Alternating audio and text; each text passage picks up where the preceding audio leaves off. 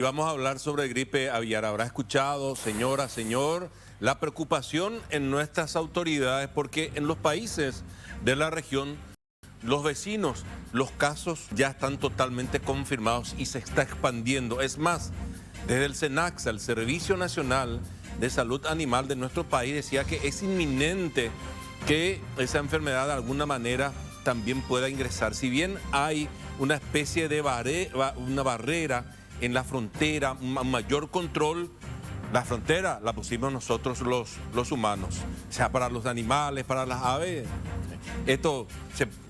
que cruzan, ¿verdad? Puede ocurrir en nuestro país. Para hablar un poco de esto, estamos en comunicación con José Luis Cartes, el director ejecutivo de WIRAP Paraguay, para comentarnos cómo desde esta organización están abordando el tema. ¿Es tan preocupante como está sonando, don José Luis, o cómo tenemos que abordar nosotros este tema aquí en Paraguay? Te estamos viendo, te saludamos. Buenas tardes. Buenas tardes y muy buenas tardes, Dante. Y sí, así como estás mencionando, es un tema bastante preocupante, principalmente porque tenemos que considerar que nuestra principal fuente de alimento son los pollos, ¿no? Ujú. Entonces hay que cuidar ese aspecto socioeconómico que es fundamental. Aparte de eso, también hay un riesgo de contagio no tan agresivo como el COVID, pero sí hay un riesgo de contagio si es que la gente toma contacto con estas aves enfermas, ¿verdad? ¿Y cómo podemos percatarnos de que algo está ocurriendo? Por ejemplo, no sé, yo lo que en mi barrio generalmente más veo, si hablamos de aves, son los loritos que no son te voy a decir, tan cercanos como otras aves en el barrio. Digamos, viven en la zona, pero de alguna manera podríamos decir que son no sé si es aves silvestres, podríamos decir, pero están en el barrio, acá en la parte urbana. Si encontramos aves muertas, ¿cómo tenemos que reaccionar si encontramos algo parecido a eso, don Bebé? Sí, básicamente, primer, primer paso es no tocar ningún ave muerta, no acercarse a ningún ave muerta. ¿Por qué? Porque este virus es muy fuerte en las aves y cuando se infectan las aves se dan mortandades masivas, o sea que de repente podemos encontrar un grupo de aves muertas, ¿verdad? Eso es algo difícil de ver y generalmente se dan en aves acuáticas, ¿verdad? Están esos gaviotines, los miguaes, están los patos, los cisnes.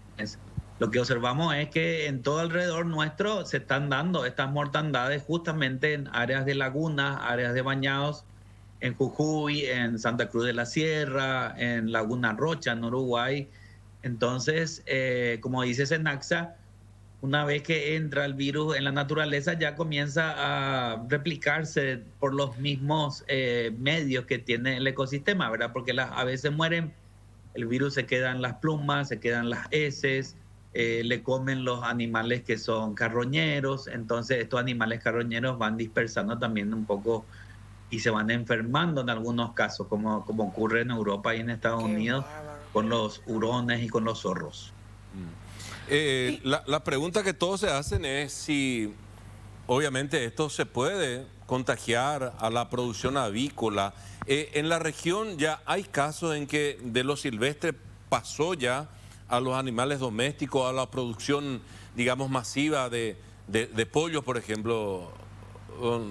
No, en Sudamérica todavía no hay de ese tipo de casos, pero sí hay casos en Europa. Pero concordemos que en Europa también está muy de moda la cría de pollos al aire libre.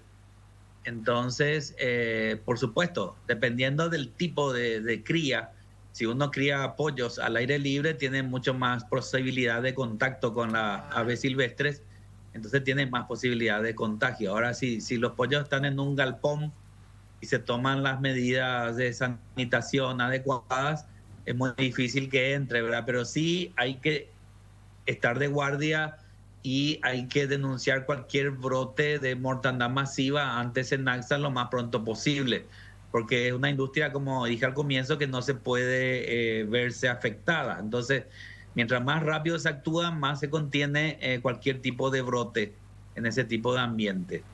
Sí. Porque las aves que están asignadas son muy fáciles de contagiar. Yo tenía una preguntita con respecto a lo que comentó un poquito antes, de no tocar las aves muertas o si vemos un grupo. Pero ¿qué pasa si se te cae en el patio? ¿Qué haces? ¿Qué es lo recomendable? ¿Ponerse guantes de goma, moverlos con hule, ponerse un tapabocas por las dudas? Disculpa la ignorancia, pero para saber cómo proceder, porque no tocarle nunca y dejarla ahí. Después el perro se le acerca, los que tienen mascotas. ¿Cómo reaccionar?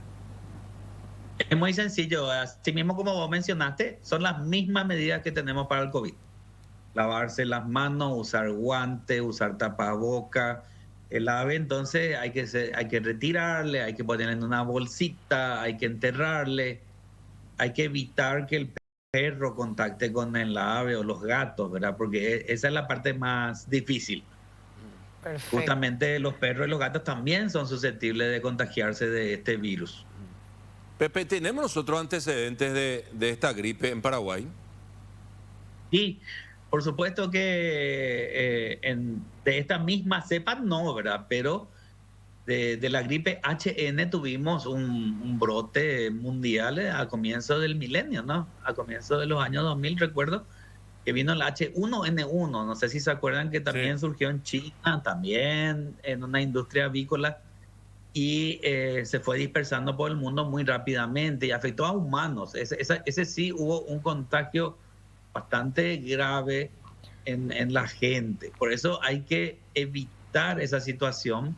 Ahora nosotros estamos comenzando el otoño, están viniendo estos primeros fríos, que es la situación que no es indicada para este tipo de situaciones, ¿verdad? ¿Por qué? Porque uno muy fácilmente comienza a resfriarse y el resfrío atrae estas enfermedades. Por eso le pedimos nosotros por nuestra red a la ciudadanía, si por ahí observan que de repente en la costa del río o de algún bañado hay un grupo de aves muertas, que avisen, que llamen por teléfono a Senasa o a nuestro número telefónico. Nosotros avisamos a ellos y vamos a estar haciendo muestras en las aves para ver si se detecta o no este virus. Consulta, una vez, supongamos, bueno, ahora nosotros estamos tratando de prevenir eso, de que ingrese la gripe, que se instale entre nosotros. Ahora, una vez que se instala, ¿hay forma de volver a retroceder o después ya vamos a tener que convivir con la gripe aviar constantemente? Ese es el ciclo de los virus, ¿no? Una vez que se instala en el ecosistema ya no sale más. Entonces, lo único que resta es esperar que la defensa, ¿verdad? ¿Cómo se llama? Dependemos de todos, de todos nosotros. El organismo, ¿verdad? Claro, los organismos generan su propia defensa y con el tiempo los virus van siendo inútiles ante lo que sería, eso es la inmunidad de rebaño, perdón, que tenía la laguna de... Entonces eso implica que vamos a ir contagiando posiblemente, pero lo que se espera es que se contagie de a poco y no de una vez todo, sí, como pasó con el COVID, ¿no? Don Pepe, y digamos, Paraguay, que está obviamente en la ruta migratoria de las aves, ¿qué tipo de aves se mueven de otros países y pasan por acá en esta época del año? En esta época del año tenemos la ventaja de que las aves migratorias de Norteamérica pasan muy poco por acá. En realidad se suele ver mucho más, una migración mucho más masiva en primavera que en otoño. En otoño casi muy pocas aves pasan por acá porque eligen ir por el litoral marino. Pero el problema es que el virus ya se instala en el ambiente. Estamos con estos lugares que son vecinos. Y en Sudamérica hay mucho movimiento de aves. No es solamente las aves que van a Norteamérica y que vienen al sur y después que se van al norte, que es las únicas que migran. También tenemos movimientos del norte de Sudamérica al centro, del centro al norte, del centro al sur, al oeste, al este. Es muy complejo, ¿verdad? Por eso es que se dice que inevitablemente va a entrar este virus y las medidas que se recomiendan es aumentar la vigilancia y las medidas de bioseguridad, especialmente en los criaderos de pollo, ¿verdad? ¿Y cómo se hace eso? ¿Hay una especie de vacuna, de medicamento preventivo en esas granjas productoras avícolas o no? Yo desconozco realmente si hay vacuna para esta cepa, pero sí, posiblemente sí hay. Yo sé que hay vacunas para influenza, ¿verdad? Para las cepas anteriores a influenza. Y en Europa justamente se está discutiendo ese tema de proceder a vacunar los pollos, pero como la moda ya es comer el pollo natural, ¿verdad? Existe un gran debate, ¿verdad? Que la gente no quiere comer pollos que contengan antibióticos, vacunas, etcétera. Entonces se está debatiendo eso, pero sí, la principal vigilancia sanitaria lo que se hace es ver casos de muerte, ¿verdad? De repente comienzan a haber muertes masivas. Básicamente todo ese gallinero tiene que ser sacrificado para evitar la dispersión y tiene que ser desinfectado, porque si no, todos los gallineros de la vecindad van a tener que hacer lo mismo. Bueno, a estar atento entonces, don Pepe, sobre todo para colaborar, si es que uno ve alguna situación anómala, irregular, para tratar de actuar rápido, porque supongo que de eso también depende, actuar bien y rápido para tratar de aislar la zona, aislar a estos animales, si es que por ahí llega, porque como usted lo dice y lo leemos también, parece que es inminente que en algún momento eso va a tocar territorio paraguayo. Agradecerte por este tiempo y seguimos en contacto, don Pepe. Muchas gracias, cuando guste. José Luis Cartes, director ejecutivo de Eura Paraguay, hablando con nosotros. El reporte habla de que prácticamente en toda la zona prácticamente de las Américas han detectado ese tipo de casos, salvo acá en Paraguay. Este es un flyer del SENASA que dice, si me ayudas a leer un poquito, dice la detección, acá está. La detección es lo que estábamos inmediata es fundamental para limitar su alto impacto negativo en la población aviar. Esto es influenza aviar. Comunicate al SENASA. Es lo que decía también recién el experto, diciendo que se instala la idea que sea poquito, ¿verdad? Hasta que agarre inmunidad de rebaño, pero no toda a la par, porque ahí es peligroso. Acá se debe notificar si detectás en aves de corral. Estos síntomas serían elevada mortandad, que es lo que decía él cuando ves unas cuantas aves ya muertas. Sintomología respiratoria, tos, jadeo, secreción nasal. Siempre esto en las aves de corral. Sintomología neurológica, temblores, movimientos circulares, tortícolis. O sea, esto para los criadores, ¿verdad? Sí. Que tengan gallinas, que tengan en cuenta. Reducción en producción de huevos superior al 5% durante más de 2 días. Ingesta de alimento y agua superior al 20%. Digamos. ¿Por qué será que producen más cuando están con...? Y porque tienen fiebre. Por la fiebre.